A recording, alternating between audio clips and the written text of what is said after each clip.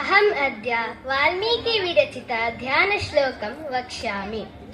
श्रीराघवं दशरथात्मजमप्रमेयं सीतापतिं रघुकुलान्वयरत्नदीपम् आजानुबाहु अरविन्ददलायताक्षं रामं निशाचर विनाशकं नमामि।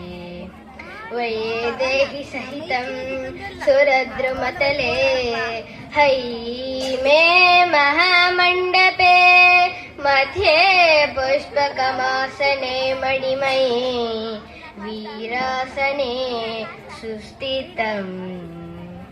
अग्रे वाचयति प्रभञ्जनसुते तत्त्वं मुनिभ्यं परं व्याख्यान्तं भरतादिपि परिवृतं रामं भजे श्यामलम्।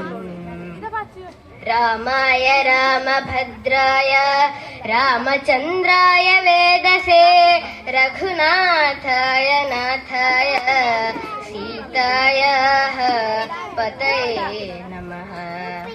आपदामपहर्तारं दातारं सर्वसम्पदा लोकाभिरामं श्रीरामं भूयो भूयो नमाम्यहम्।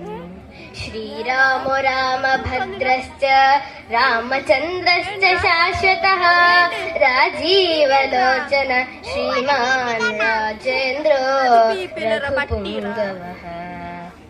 जानकी वल्लभो चैत्रो जरामित्रो जनार्दनः विश्वामित्र प्रियो धान्त शरणत्राण तत्परः।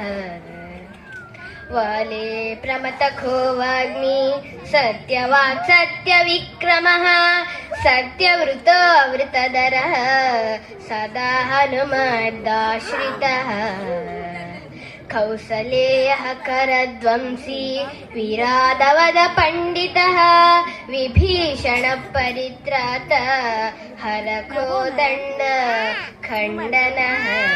धन्यवाद।